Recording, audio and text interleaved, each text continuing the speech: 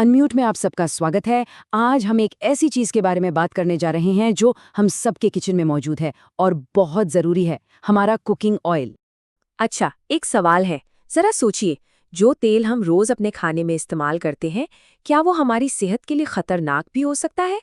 अगर आपके घर में भी रोजाना रिफाइंड तेल का इस्तेमाल होता है ना, तो ये जानना आपके लिए बहुत जरूरी है। देखिए, बात ये है कि जिस तरह से इसे बनाया जाता है, उस प्रोसेस में कुछ ऐसी चीजें होती हैं जो धीरे धीरे मतलब लंबे समय में हमारे शरीर के हर हिस्से को नुकसान पहुंचा सकती हैं। तो फिर चलिए, आज हम उन 5 सबसे बड़े गुनहगारों की गिनती शुरू करते हैं। वो 5 तेल जो हमारी सेहत को सबसे ज्यादा नुकसान पहुंचाते हैं। और हम शुरू करेंगे नंबर 5 से। तो हमारी इस लिस्ट में 5वें नंबर पर आता है सूरजमुखी का तेल। हाँ, बिल्कुल सही सुना, सनफ्लावर ऑयल। वही तेल जो शायद हम में से कई लोगों के किचन की शान है। अब देखिए, सनफ्लावर ऑयल के साथ असली प्रॉब्लम तब शुरू होती है जब हम इसे बहुत तेज आंच पर गर्म करते हैं। ऐसा करते ही ये अनस्टेबल हो जाता है और इसका नतीजा शरीर में सूजन, जिसे हम इन्फ्लेमेशन भी कहते हैं, वो बढ़ने लगती है।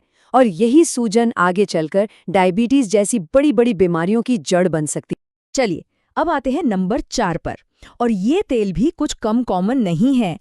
नंबर 4 पर है सोयाबीन का तेल। अब ये तेल इतना पॉपुलर क्यों है? क्योंकि ये काफी सस्ता मिलता है। लेकिन सावधान, इसकी कम कीमत की भरपाई कहीं हमारी सेहत को ना करनी पड़ जाए। देखिए, सोयाबीन तेल हमारे शरीर में इंसुलिन रेजिस्टेंस को बढ़ा देता है। आसान भाषा में कहें तो शरीर शुगर को ठीक से कंट्रोल नहीं कर पाता। और इसका असर क्या होता है?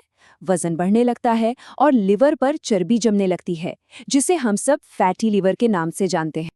अब आते हैं नंबर 3 पर। और यहाँ पर कोई एक तेल नहीं है, बल्कि ये एक पूरी कैटेगरी है, जिसे कहते हैं ब्लेंडेड रिफाइंड ऑयल। आपने बाजार में इन्हें अलग अलग चमकते हुए पैकेट और नामों से बिकते देखा होगा, जो असल में काफी कंफ्यूजिंग हो सकते हैं। असल में ये तेल होते क्या हैं? ये पाम, सोयाबीन और कॉटन सीड जैसे कई सस्ते तेलों का एक मिक्सचर होते हैं। और इनमें सबसे खतरनाक चीज़ होती है ट्रांस फैट।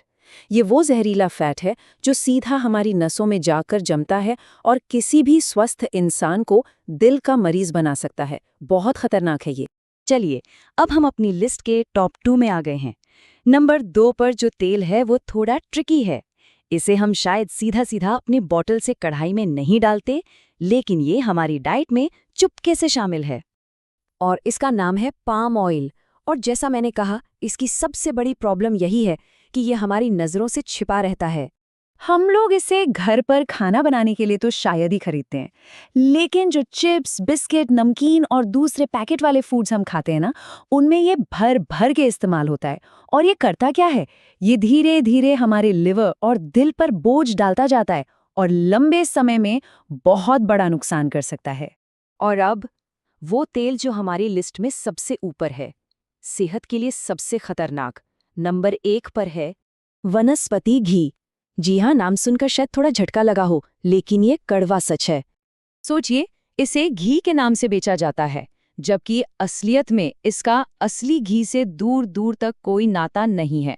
ये तो बस ट्रांस फैट से लबालब भरा हुआ एक तेल है, जिसे सेहत का सबसे बड़ा दुश्मन कहा जाए तो गलत नहीं होगा। अब सवाल ये है कि ये जाता कहाँ है? इसका सबसे ज्यादा इस्तेमाल होता है बाहर, स्ट्रीट फूड में, समोसों में, मिठाइयों की दुकानों पर। ये बहुत सस्ता पड़ता है, इसलिए इसका इस्तेमाल भी धड़ल्ले से होता है और इसका असर जाने अनजाने में सीधा हमारी सेहत पर पड़ता है। तो अब सबसे बड़ा सवाल, अगर ये सब तेल इतने ही खराब हैं, तो फिर हम खाना किस में बनाएं? आखिर सेफ ऑप्शन क्या है? चलिए, अब इसका जवाब भी जानते हैं।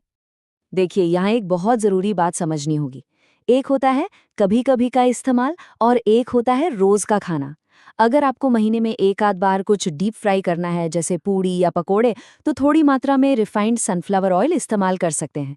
लेकिन जब बात रोज़ के खाने की आती है ना, तो कहानी पूरी तरह बदल जाती है। रोज़ के खाने के लिए हमें अपने पारंपरिक अनरिफाइंड फैट्स की तरफ वापस जाना होगा।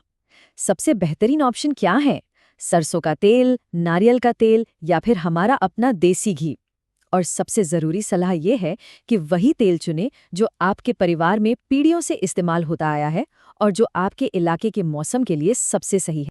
तो बात साफ है, अच्छी सेहत का रास्ता अक्सर हमारी जड़ों और परंपराओं से ही होकर जाता है। और ये हमें एक बड़े सवाल पर सोचने के लिए मजबूर करता है, हमारे खाने पीने में और कौन सी ऐसी मॉडर्न चीज़ें आ गई हैं जिन्हें हमें अपनी पारंपरिक कसौटी पर दोबारा कसने की ज़रूरत है। ये ज़रूरी जानकारी अपने परिवार और दोस्तों के साथ शेयर करना बिल्कुल मत भूलिएगा और सेहत से जुड़ी ऐसी और भी बातों को जानने के लिए अनम्यूट को सब्सक्राइब ज़रूर करें।